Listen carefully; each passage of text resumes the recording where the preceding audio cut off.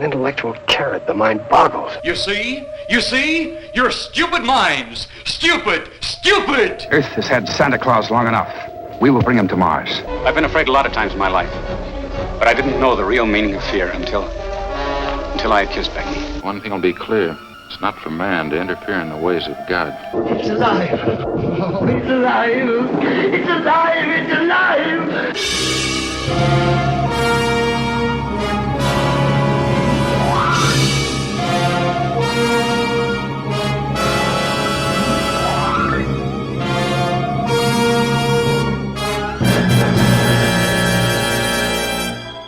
Good evening, everybody, and welcome to Earth vs. Soup, episode 147. I'm Aaron Pollier. And I'm Darlene. Thank God we watched something much better than last time's episode. We needed to have a palate cleanser, so to speak, and I randomly chose a movie off of, where was it, Amazon Prime? Amazon Prime. And I'm like, you know what? That sounds pretty cool. Let's watch that. And it turns out that it actually has two pretty famous actors in it from many Earth vs. Soup episodes now. Vincent Price and actually Lon Chaney Jr. is in this. Actually, there's a lot of people in this. Leo Gordon's in this. Alicia Cook Jr., who's they're bit actors in a lot of these movies. Paget. This is her last film. Deborah Paget. Yeah, she wasn't in a lot though, was she? There's some women that did Cheesecake back in the 50s and 60s, and they are like actually the leads in this. This is The Haunted Palace from 1963. It is a Roger Corman film, but it does not have the cheapness that most Roger Corman films have. This was supposedly in the line of movies that Corman was making that was Edgar Allan Poe. Edgar Allan Poe, Lovecraftian. Well, this was Lovecraft, but the point is they gave it an Edgar Allan Poe title to it and then said an Edgar Allan Poe whatever, and then based on a story by H.P. Lovecraft, because this is the strange case of Charles Dexter Ward on film. And that's a Lovecraft short story. Yes, it's actually a pretty good one too, but I think it has a lot of similarities to the Dunwich Horror, At the Mountains of Madness, things like that.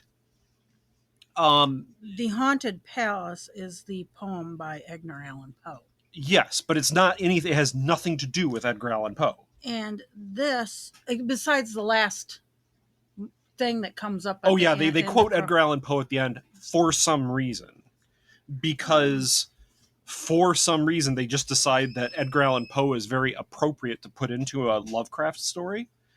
Now, again, I think I might have people that will disagree with me about something here. I am not a fan of the Reanimator movies. I think they're too gooey. You haven't seen the Reanimator movies because you don't like gooey body horror stuff anyway, but the Reanimator movies are basically Lovecraft movies. And I know people are out there screaming at me, you tasteless bastard, how can you not like the Reanimator movies? It has Jeffrey Combs in them, and you even like Jeffrey Combs, even though you never remember actors' names. Nope, what I'm trying to say is, Reanimator's fine. It's a fine movie. It's just too gooey for me, okay? But this might be the best Lovecraft story that I've seen on film. So far.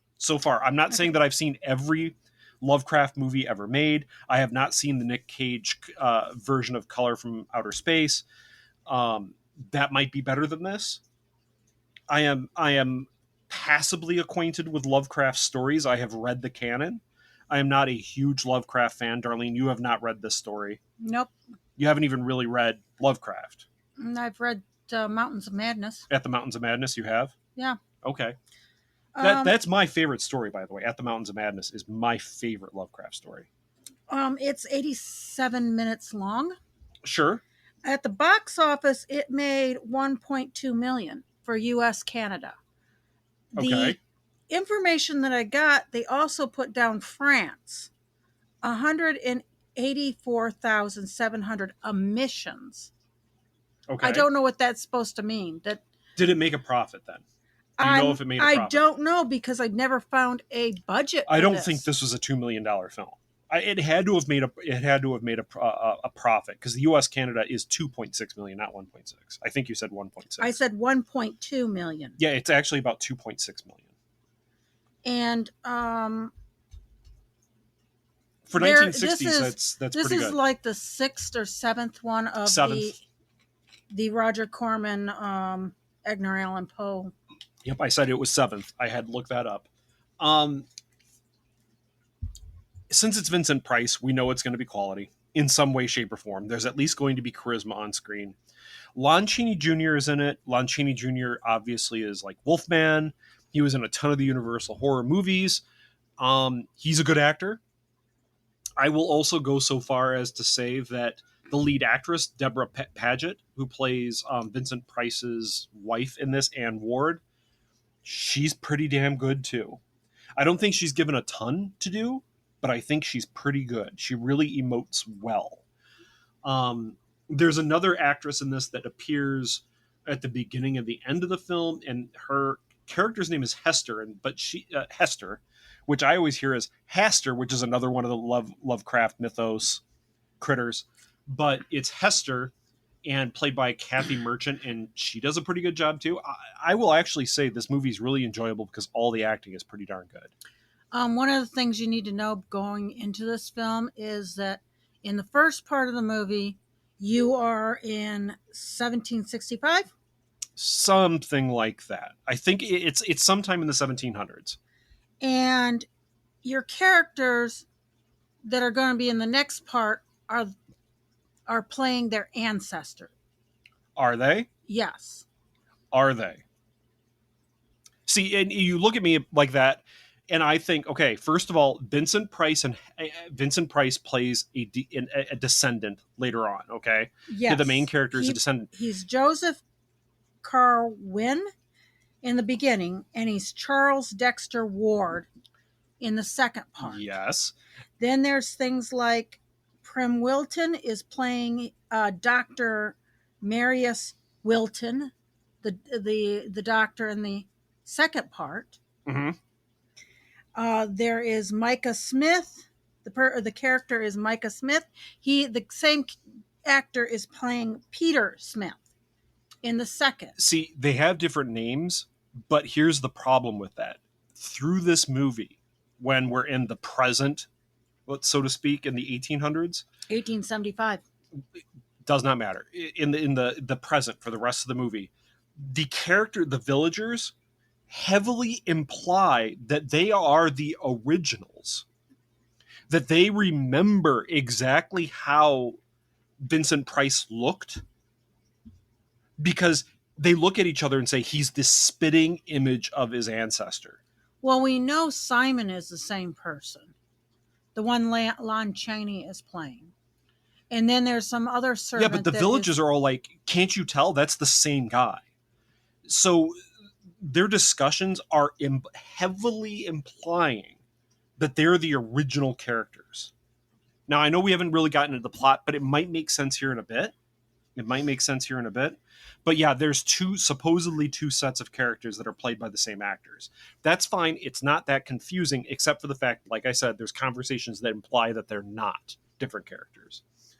So we have the credits that begin with a spider crawling down a thread of silk, and it builds a web as the credits play, and then it catches a monarch butterfly at the end of the credits. And I'm like, okay, well, I guess. What does this have to do with the movie?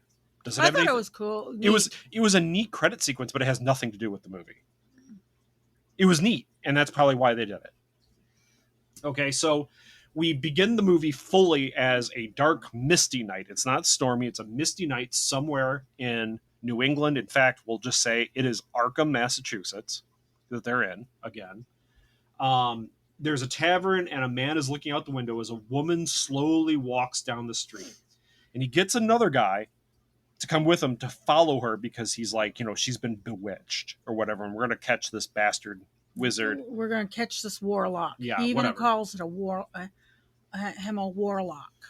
She ends up going out to this house that has these giant wooden gates. That's basically the best way I can explain it. Now ended up having a side discussion because you called it a castle, and I'm like, it's clearly not a castle because it doesn't have a curtain wall, it doesn't have a proper portcullis. It's a manor home. It's just built in the style of an old-fashioned ye olde castle, because it actually just has these giant front doors that kind of seem like a front gate to a castle in a castle's curtain wall, but it just opens into the house. She goes in and she's greeted by Vincent Price and another woman who we learn's name is Hester. And I think that Hester is married to the older Vincent Price character from the... No, she's his mistress, because they talked about Okay. Joseph having a wife that died. Okay. And then they said they kept on calling Hester A mistress? the mistress that he had afterwards. Okay. Hester is in a very revealing costume that you said, well, that's undergarments that she's wearing at the time. Correct? You say styling. I'm like trying to talk to you about this. No, the first one, the girl that was that was walking down the street. They took off her cloak. What she was wearing underneath was undergarments. So she probably just woke up in the middle of the night while the men were in the tavern drinking. What I said about Hester's is that is not period. Okay. It was V'd, and it would have been fine if it was a crossed. Oh, if it had a horizontal top of the blouse? If it was horizontal, it had a V'd, and that's not... It was deeply V'd? It's deeply V'd. Well, it was deeply V'd, and she gave off hardcore Elvira vibes because her cleavage was very much on display. They go into this they kind of walk through this house, and they end up in a laboratory. And that's a dungeon. A dungeon, a laboratory. It's hard to describe. It's a big stone room that has like an altar on it and like a big hole in the ground that has a gate over it. Vincent Price chains up this girl that has come out there, and they chant a little bit of nonsense, and they open the gate, and this woman kind of comes out of her fugue, so to speak, and screams at whatever she is seeing. And I'm like, well, are we actually going to see something come out of this? Now, that was my thought. I looked at you and I go, I don't want to see that. After Mars Needs Women, I was gun shy about sexual assault. There's sexual assault in this. There's implied sexual assault. But it's Oh, actually, no. Vincent Price as Charles Dexter Ward being possessed by his ancestor does try to force himself on his wife, but he's possessed. So it's the evil sorcerer. It's not the good Vincent Price. The good Vincent Price is like the modern quote unquote Vincent Price. But I'm more talking about the elder things and elder gods that are like wandering around and impregnating people. I mean, that happens in this, okay? Let's just be fair. It's never shown, thankfully, but it's implied. The villagers all decide to get burning torches and come out to the manor home after they saw this woman walk in. Vincent Price calls this woman out and says, hey, look, she's here of her own free will. You can't do anything. And she's completely, I don't know, blasé. She's kind of under the spell again. Well, I got to give it to the character. They wrote the actor. They wrote it well.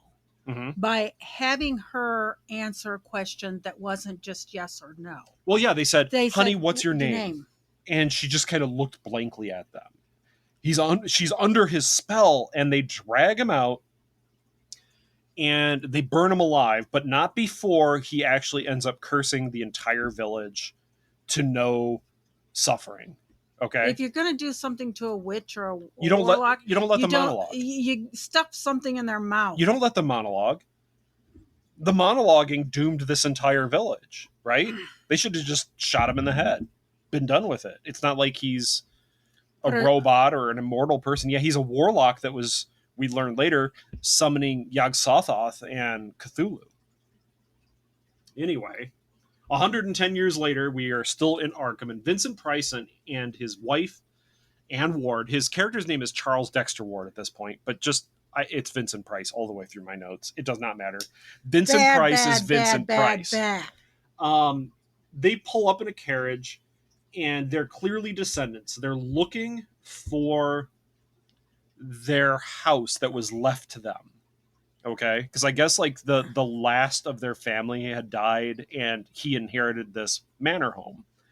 And the rumor is that it's haunted, but Vincent Price does not believe in the supernatural.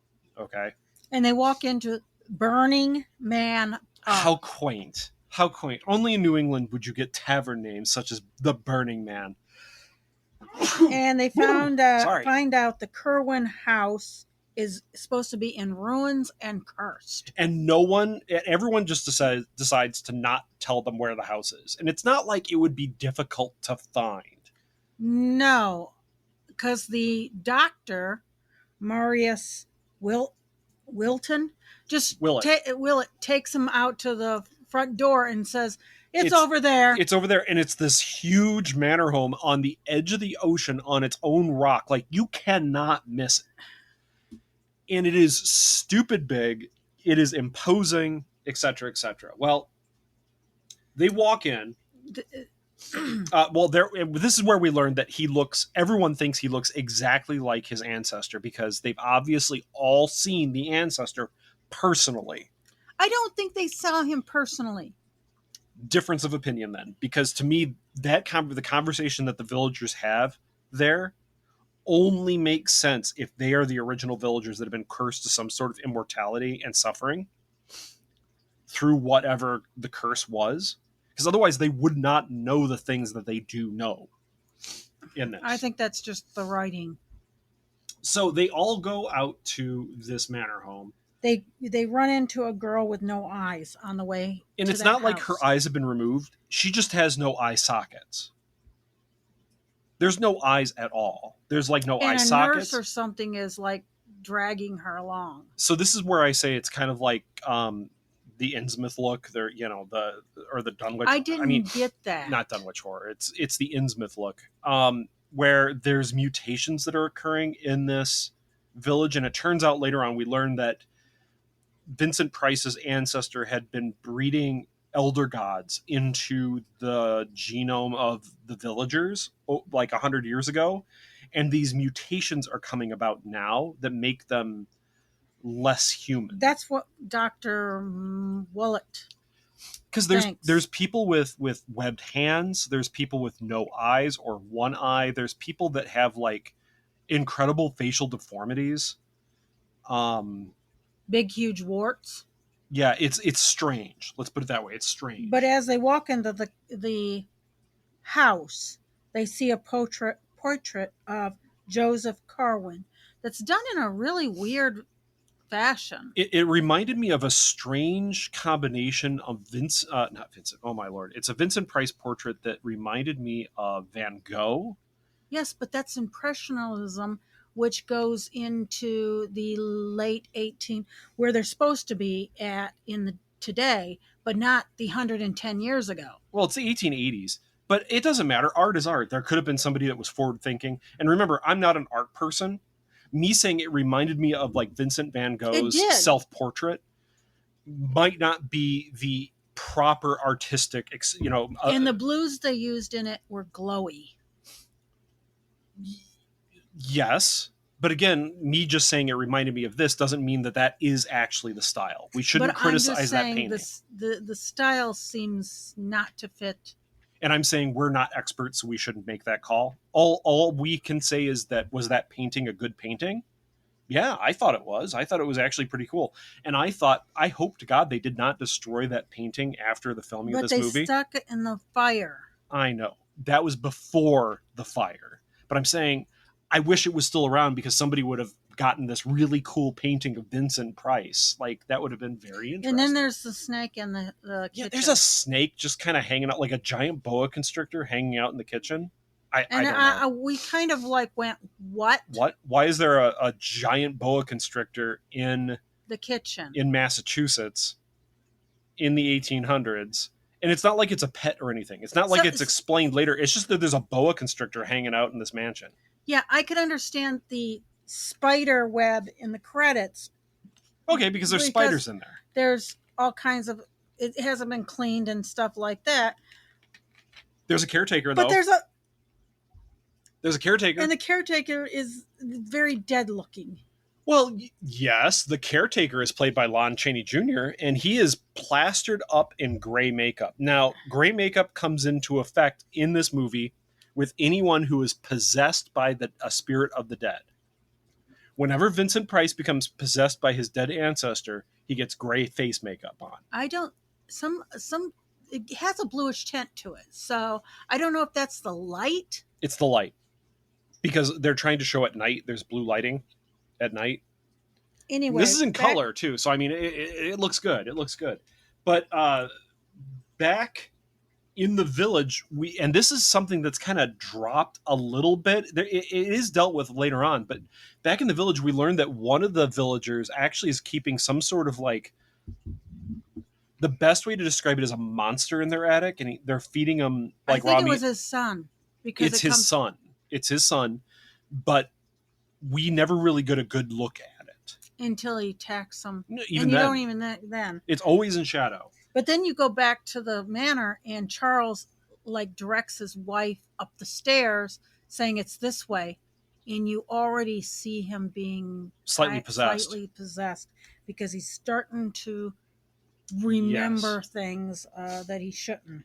Every time Vincent Price gets near the portrait, he basically like slows down and gets possessed.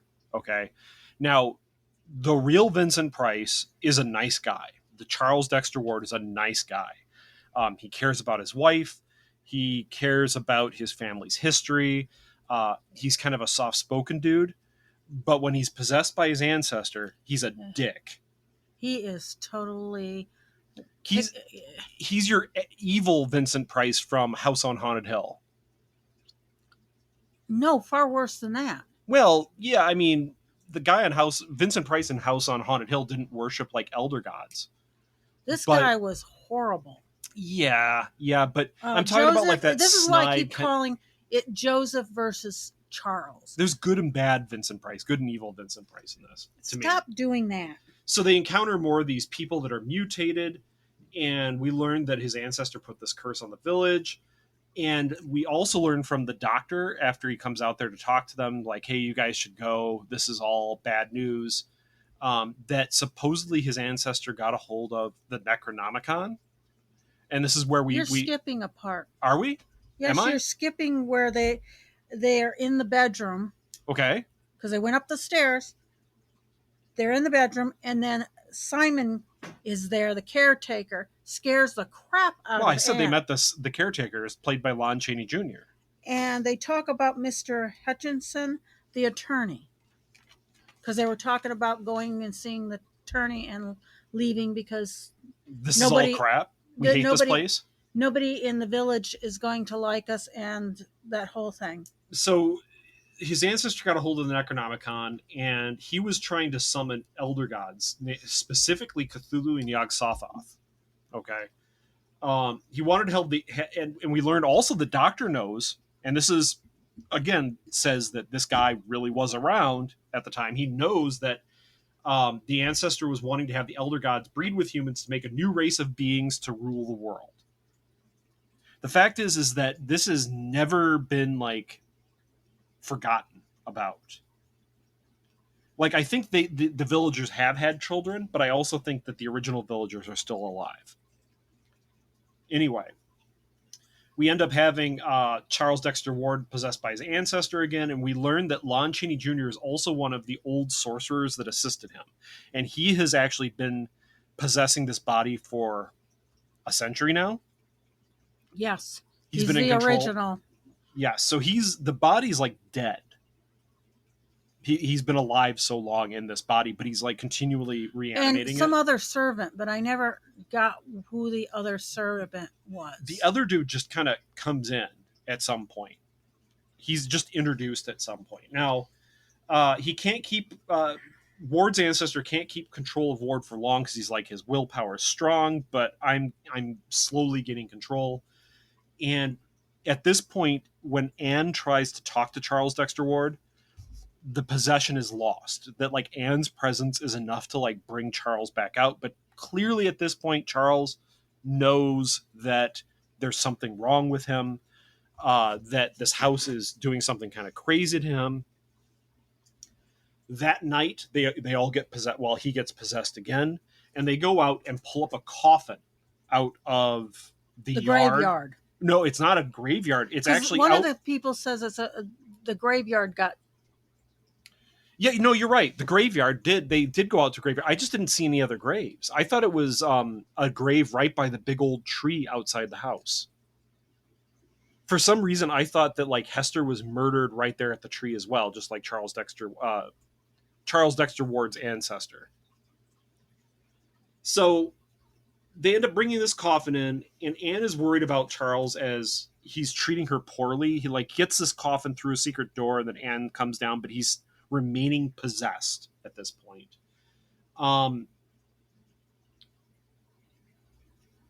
There is a whole section where Anne is dealing with Lon Chaney's character, and she faints just because she's constantly afraid of Lon Chaney's character kind of stalking around in the darkness. But Lon Chaney's character never really does anything mean to her. Locks her in the room, though. Yeah, but I mean, he's not like menacing her or anything. He's actually like, he carries her back to her room and lays her down in bed. It's not like he just threw her into a broom closet and locked her away. It's like, no, I'll take her to her room and lock her there for her safety until... And then the next morning, Charles wakes up and he and Anne try to leave. Yes. He gets possessed again by the portrait. Yeah, but can I say something about the coffin that got brought in? Okay. It's Hester's coffin. Yes, they try to raise her from the dead, and she comes back as like a corpse for a few moments and then falls back into the coffin. They're like, has she been dead too long? And Vincent Price is like, no, we just have to work harder at it. Now we go to the next morning, and they're like, we're going to get the hell out of here. And Lon Chaney makes every single excuse for them to just stay for a few more minutes. I'll get you paperwork and all that, fine. And it's long enough for Vincent Price to get repossessed because he's sitting in this like main room with the portrait. He sends Anne out. Yeah. And Anne talks to Dr. Willett. Yeah. And during that time, that's when we learned about that the body was dug up. And he comes back out and says, nope, I'm going to stay here. You should go. Get out. Whatever. I don't want you here anymore. So the last part of the movie is this kind of large action sequence, basically, between like mutated villagers either being attacked by their own children, like the monster from the attic gets out. And Charles Vincent Price as the old Joseph releases the son, and that's the first one that dies. He burns a dude alive, and that guy falls into the fireplace. Yeah. Every one of these is getting burned. Yeah. He douses a dude in kerosene, and then he douses somebody, Micah Smith, in kerosene. Mm-hmm. And I think those are the only two people that he does that to before the villagers decide to whip out torches and come out. Then it becomes night again, and that's when Joseph Kerwin goes to molest Charles's wife, Anne. Yeah, I think that was earlier, but it doesn't really matter. I have it in here as that one. We end up having... And that's when I stopped writing. Oh, you did? Stopped writing right there. Why? I just... It just upset you? It just upset me, yes. Okay. So we end up having this final scene where Anne and the doctor find the secret door, and they find everyone in this ritual room where Vincent opens the pit so Anne can be ravaged by Yog-Sothoth. Or Cthulhu. We don't know which one. I think it's Yog-Sothoth. I don't think it's Cthulhu. I think it's supposed to be Yog-Sothoth. And the villagers attack, and the house is set on fire.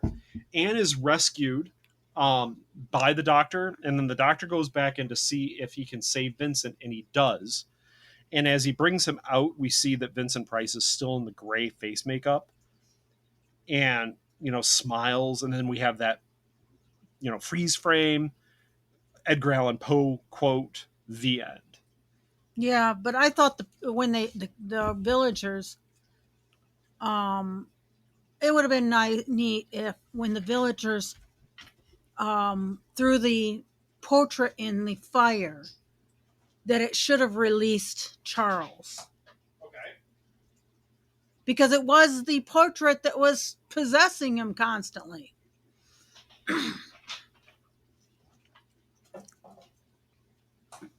So that disappointed me. Portrait of Dorian Gray type thing that, Yeah. once the portrait is destroyed. But at this point, like, you can just say that Vincent Price had been so fully possessed by his ancestor that it does not matter. Like, his spirit is gone, his soul is gone, and it's completely replaced by the ancestor at this point. I'm sad for Anne. I'm sad for Anne too, because Anne was just kind of a victim who really loved her husband, and her husband was a victim too. Like, this whole village is both. They're both dickheads and victims. So I liked Milton. Wilton. The Willett, the Dr. Willett. Yes. Yeah. All right. So, what worked in this movie? The creep factor. Creepiness.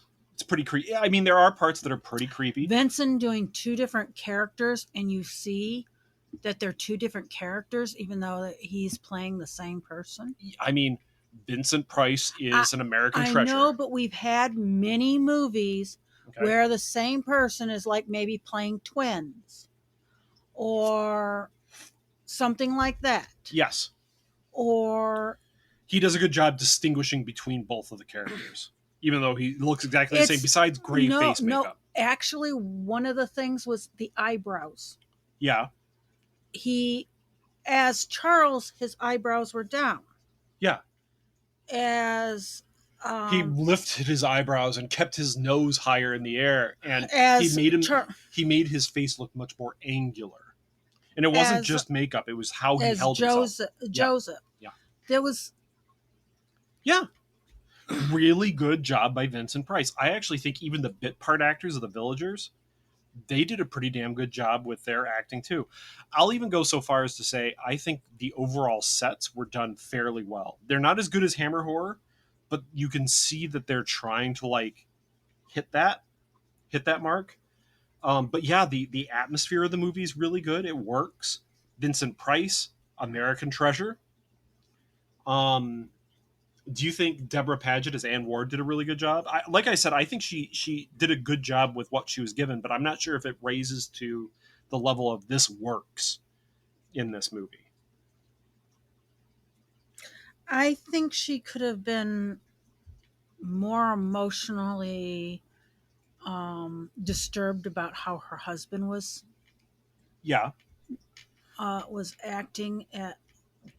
But I don't know if being more upset or disturbed would have made her seem hysterical, and then we would have complained about that likely. Yeah, because she seemed to be just concerned and worried, and she was a bit frantic, but she knew that she couldn't do much. When the warlock had possession of Charles, and Charles and Dr.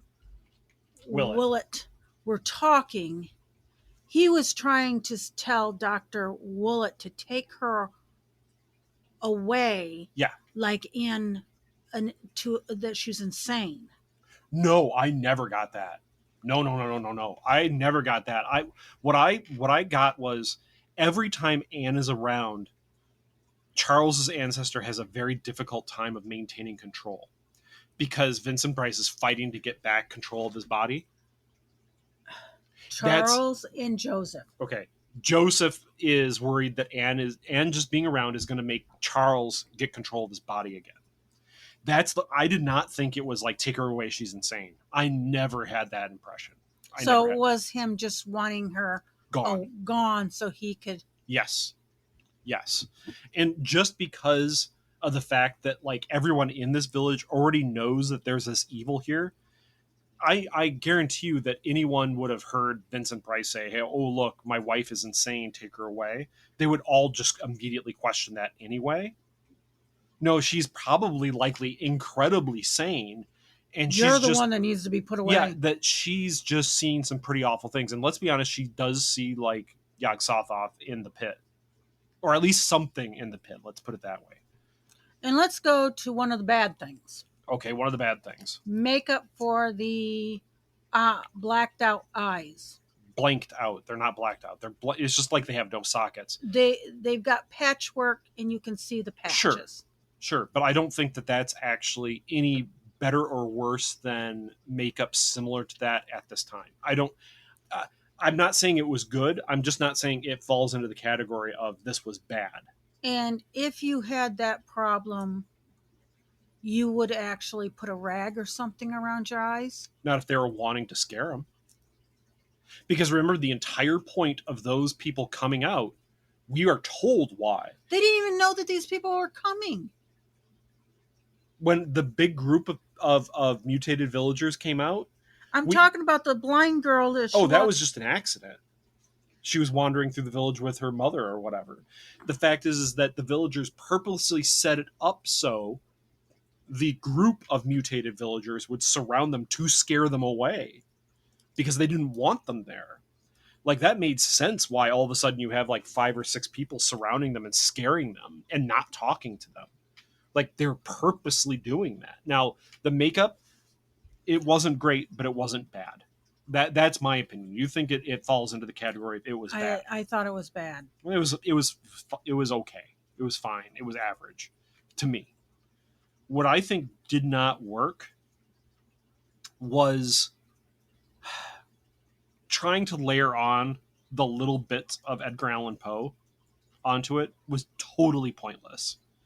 But it needed to be one of the Edgar Allan Poe's 9. No, it didn't need to be. It's just that American International wanted to continue to... They didn't want to do a Lovecraft story. They wanted to do a Edgar Allan Poe story because they were making money off those.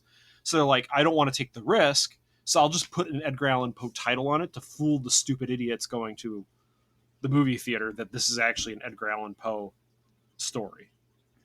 Because I guess Lovecraft wasn't as safe of a sell. I don't blame it. I personally, even though I enjoy Lovecraft stories, Lovecraft was a piece of crap as a person, but I can understand that Lovecraft still, even to this day, is not of the stories aren't as easy of a sell as Edgar Allan Poe stories, let's say. Why that is? Because it goes into some... Because, I mean, Edgar Allan Poe wasn't a great human being either. It's just, I don't know. I personally think that Lovecraft was a worse human being than Poe. We can debate about that, I guess, in person, but I don't think that Edgar Allan Poe dressing on this works at all in favor of this movie. I think it actually hurts it. It confuses the subject a bit. I also think, at least me being passably knowledgeable of the Cthulhu mythos, I get confused with like the Innsmouth look and segments of this movie. And you know, if I was like hardcore into the mythos, maybe that wouldn't be the case. And if I knew nothing of the mythos, it probably wouldn't be a problem either. Because I would just be coming into this movie blank and saying, oh, look, it's the case of Charles Dexter Ward. There's these mutated people in this village. They're there because they were interbred with like weird things in the past. But to me, that setup seems a little too much like the Innsmouth stuff. And that's where it confuses me. But again, if you know nothing, or if you know a super the large deformities weren't deformities. They were just makeup crap. But that's how they were trying to represent it. What are they going to do? I don't know. It just didn't. See, to me, most of this movie is average, right? There's a couple things that stand out as being great, like Vincent Price. I like the sets, the atmosphere. I even think I said while we were watching it, the music to this, the score is actually kind of nice. but there's chunks of scenes that are just very forgettable. And I hate to say it, Lon Chaney Jr. is actually forgettable in this. Yeah. And that in and of itself might be a thing that I would say does not work. You should never have a movie where Lon Chaney Jr. falls into the background as not being a major part of your movie. Like, the man's a good actor. I would also say that it would have been better off to treat this village like it was a leper colony. I told you about that. Yeah. And because I've actually been in a town that was a leper colony. Former leper colony, Leper colony, yeah. The last one in the United States, which was in Louisiana. Yeah. And Dave's had to fix a vehicle there. Your stepfather. My stepfather. Mm-hmm. And everything, you'd see movement in the curtains, but you would see nobody. Yeah. But that's kind of like Innsmouth in Lovecraft, that like no one really comes out except at night, and like they're all shrouded because no one wants to be seen with their deformities. That's what I'm saying. That you wouldn't want to be seen with even that girl that was walking. It would have been a cloak over her, or even bandages over where the eyes were. I don't know. I see what you're saying, but I'm not sure if I think it's a big criticism. I can see where the part where they kind of like show him it. Yeah. I can see they're there to freak him out. See that, but I can't see the one that's walking in the street. So what I'm hearing is, I think we're waffling a bit on this, because there are things that I would we watch really it. like. I'm going to recommend this movie. I would have somebody watch this, yes. And it's weird because, like I said, there's things that we really liked. There's only a couple things that we thought really might have verged on not working. Like the Lon Chaney sin here is, he really fades into the background. Yeah, he has lines, but was he getting old enough that he? Yeah, I'm sure it was. That it was, because some of the villagers are on scene more than Lon Chaney, and I guarantee you, Lon Chaney's like near top billing besides Vincent Price. And I don't know. Paget. Look at the poster. I actually can look at the poster. It's Vincent Price, Deborah Paget, Lon Chaney.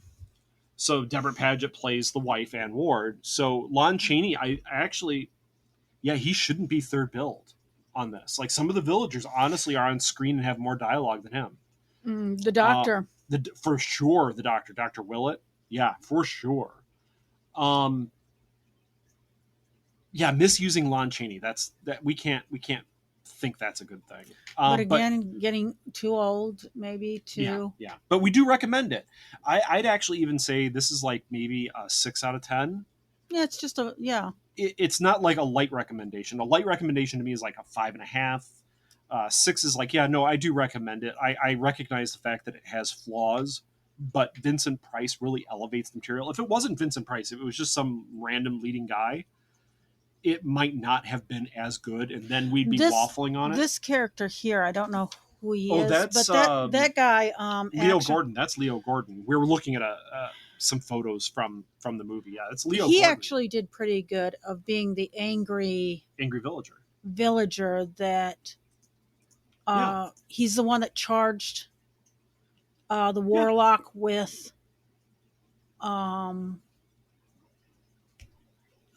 being a warlock and burned him at the tree. Sure.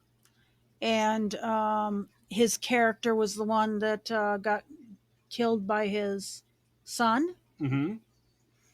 And you understand once his son comes out of the door why he's so angry. Yeah. Because there's scenes like in the pub in that he's very aggressive too. Mm-hmm. And so to sum up, because I don't want to make this go super long, we do recommend it. It's available for free on Amazon Prime. It's a Vincent Price movie. It's a Lovecraft movie that isn't super gooey. Actually, it's not gooey at all, is it? No. The only thing that is off-putting is the makeup, and that just is not. Yeah, and there's like the implied spiritual assault by like the gods like changing the genome of children or making children better hosts. I don't know. It's weird, but it's Lovecraft. So I mean, if you like Lovecraft, this is definitely a movie to watch, because I mean, Lovecraft and Vincent Price, like, damn, great. So do you have a feeling of what you want to watch next? I know that we're already planning on what we're going to do for episode 150, because 150, Yes, well, we should say ahead of time here what we're going to do for 150 so people can watch. I'm going to try not to fall asleep. We're going to do 2001. We're going to do 2001: A Space Odyssey. I have never made it through that movie. Yeah, well. Are we going to do 2000? What is it? 2010? No, because that's definitely after our remit, so to speak. But it's part of that. Yeah, I mean, maybe if there's like a call for us to do 2010, because I mean 2010 was made way afterwards, and it's definitely a different feel to it. And I'm not so sure if it links in well to our idiom, our paradigm, so to speak. I just hope I don't fall asleep in it. You won't, because I'm going to like keep screaming at you about, like, you know, oh, look at the Pan Am stuff. This is really cool because Pan Am's gone now, and you can do these space planes, and look at this. This is a really good recreation of the moon because of X, Y, and Z, and this is bad because of X, Y, and Z. It'll be fun. We're gonna do 2001, and then we probably should try to do another sci-fi movie 2001, here next. not 3001. I said 2001. Maybe I didn't. Who knows? I said 2001. So we'll let you go there. I'm Aaron. I'm Darlene. Good evening. And keep watching the skies. At no point in your rambling, incoherent response were you even close to anything that could be considered a rational thought. Thanks for listening to this episode of This Week in Geek. Hungry for more? Check out our website at thisweekingeek.net. You can subscribe to the podcast, browse our Twitter and Instagram, and leave your thoughts on today's topics. If you'd like to give us some feedback, send us an email at feedback@thisweekingeek.net. Tune in next time, and remember, lower your shields and surrender your listenership. We would be honored if you would join us. Thank you for your cooperation. Good night.